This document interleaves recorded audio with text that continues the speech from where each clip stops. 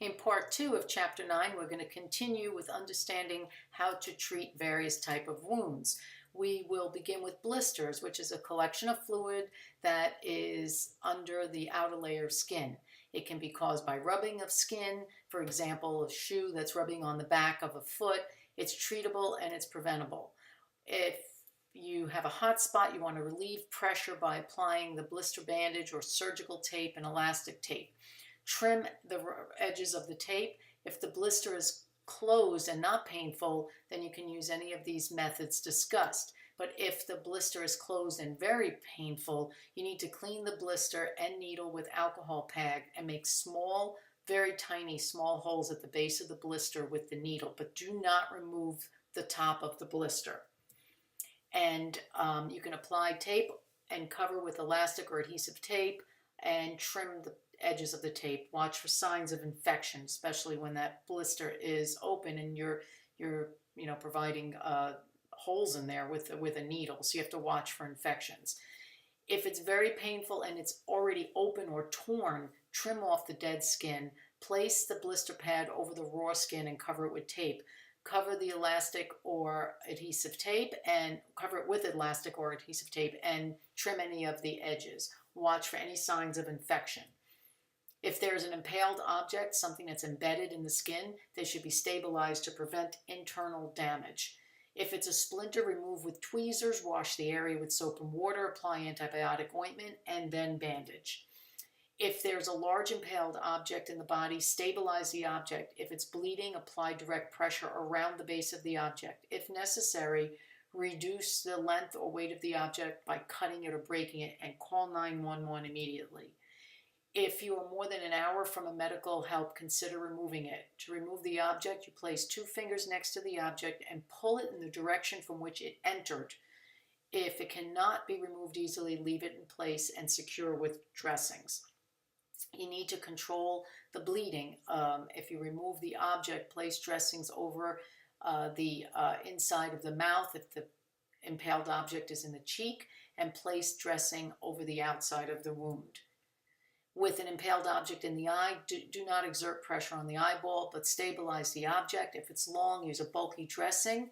If it's short, surround the eye with a ring pad and held in place with a roller bandage. Cover the undamaged eye and call 911. If you have any cactus spines stuck in the skin, you can remove it with tweezers or glue or rubber cement. If you're using glue or rubber cement, apply a thin layer, allow it to dry, and roll up the dried glue, and a combination of tweezers and glue is the most effective. You could also use adhesive, duct, or cellophane tape. Fish hooks. Tape the fish hook in place. If the barb has not penetrated the skin, remove it by backing it out. Treat it as a puncture wound and seek care for tetanus. If barb has entered the skin, transport the person. If far from the medical facility, then remove the hook with pliers or the string jerk method. The pliers method, you would apply an ice pack or hard pressure. Push further in until it emerges through the skin. Cut off the barb with the pliers and push the hook back out the same way it came in. For the string jerk method, loop fishing line over the curve of the hook, stabilize and apply pressure, press down on shank and jerk line out. The movement is parallel to the skin's surface. With closed wounds caused by a strike with blunt object, if the skin is not broken but the tissue and blood vessels are crushed, then you have different types of closed wounds like bruises, contusions, hematomas, and crushed injuries. So if you do have a closed wound, you want to apply an ice pack. If it's an injured limb, apply a less elastic bandage for compression and splint the limb. Check for fractures, elevate the extremity above heart level. Wounds that require medical care include anything that's long or deep or needs stitches, anything over a joint, any type of bite, anything to the eye or eyelid or lip, if all layers of skin are removed, anything that's caused by a metal object or puncture, and possible broken bones. They need immediate medical care. Also, deep, jagged, or gaping open wounds, anything that involves damage to the bones, joints, or tendons, any embedded material, any signs of infection, or any cuts that include issues with movement.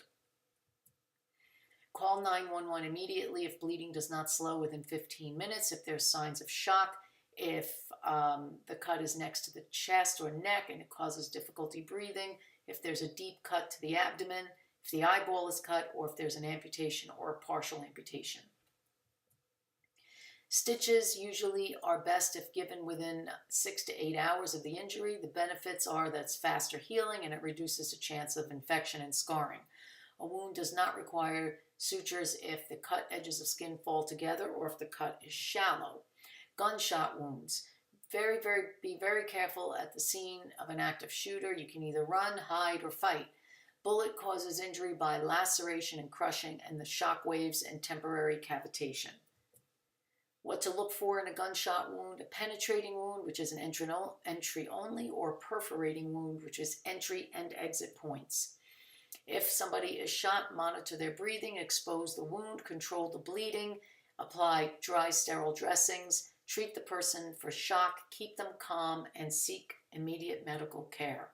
With legal implications of gunshot wounds, you must keep records. And you have to preserve the evidence, such as the shells or casings, and do not touch or move anything on the scene. All gunshot wounds must be reported to the police. That is the end of Chapter 9 on wounds. Remember, these videos are just brief overviews of the chapter. Please read your chapter and any other materials that go along with the chapter that will aid in learning.